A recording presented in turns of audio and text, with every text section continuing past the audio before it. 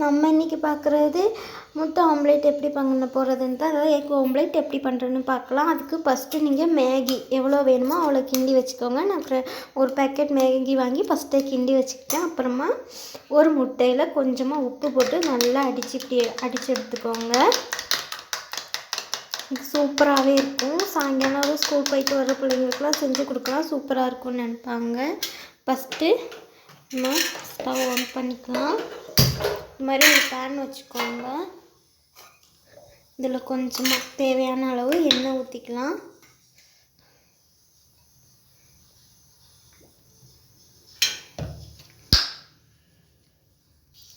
எண்ணெய் நல்லா சூடாகட்டும். சூடாகும்போது நம்ம இந்த முட்டையை ஃபஸ்ட்டு ஊற்றிக்கலாம். ஆம்லேட் எப்படி ஊற்றுவீங்களோ அதே மாதிரி ஊற்றி எடுத்துக்கோங்க.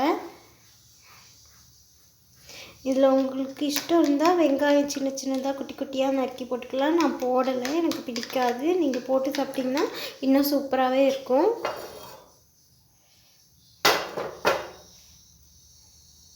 இன்னும் கொஞ்சமாக சூடாகிடுச்சு. முட்டை ஊற்றிக்கலாம்.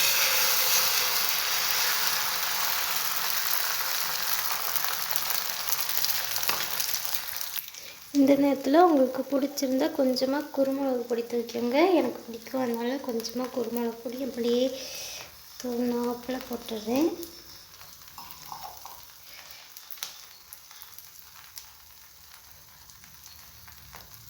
இதில் நீங்கள் வெங்காயம் அப்புறம் கேப்சிகம் பச்சை மிளகா பிடிச்சவங்க பச்சை மிளகா கூட இதில் சேர்த்துக்கலாம்.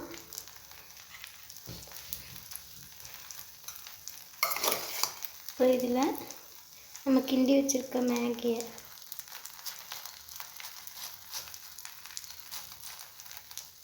இப்படி அழகாக பருப்புன மாதிரி போட்டுக்கலாம்.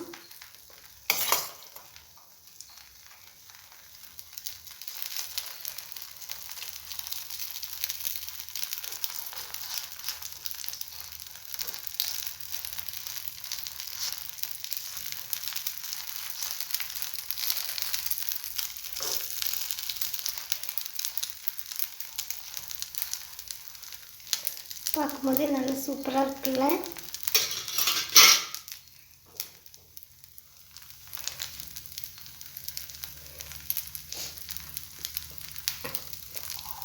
இதுக்கு மேலே கூட கொஞ்சமாக குருமிளகு பொடி சேர்க்கலாம், நல்லாயிருக்கும். இதை நீங்கள் சோஸ் கூட யூஸ் பண்ணலாம். பிடிச்சவங்க சோஸ் யூஸ் பண்ணியும் போடுங்க, நல்லா சூப்பராக இருக்கும். நான் வீட்டில் எப்படி செய்கிறதுன்னு தான் பார்க்குறேன், நான் சொல்லித்தரேன். இது மாதிரி ஹோட்டல்லலாம் செய்கிறதா இருந்தால் இதில் சோஸ்லாம் யூஸ் பண்ணுவாங்க. இதை இப்படியே ரோல் பண்ணி எடுத்துக்கோ.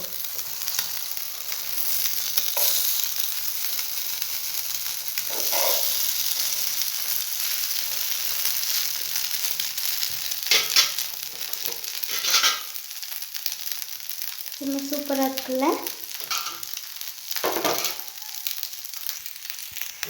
இப்போ சூப்பராகவே ரெடி ஆகிடுச்சு. நம்ம இப்போ ஸ்டவ் ஆஃப் பண்ணிக்கலாம். இப்போ நம்ம பிளேட் பண்ணிக்கலாம். இல்லை அப்படி சின்ன சூப்பராக இருக்குது, அப்படி உழுவுதா அப்படி தான் இருக்கணும், சூப்பராக இருக்கும். இப்போ அழகாக எடுத்து பிளேட்டில் வச்சாச்சு. இதில் நீங்கள் சோஸ் கூட தொட்டுக்கிட்டு சாப்பிட்லாம். இல்லாமலும் இப்படி கட் பண்ணி சின்ன சின்ன எக் ஆம்லேட் இருக்குல்ல, ப்ரெட் ஆம்லேட்டுக்கு கட் பண்ணி தருவாங்களே, அது மாதிரி கட் பண்ணியும் சாப்பிட்லாம்.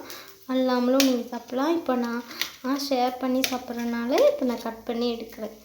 அல்லாமலும் நீங்கள் அப்படி இந்த ரோல் சாப்பிடுவோம்ல, அது மாதிரி எடுத்து கடிச்சு கூட சாப்பிட்லாம், செம்மையாகவே இருக்கும். வீடியோ பிடிச்சிருந்தா லைக் பண்ணுங்கள், ஷேர் பண்ணுங்கள், கமெண்ட் பண்ணுங்கள். இதே மாதிரி இன்னொரு வீடியோவில் சந்திக்கலாம். ஓகே, பாய்.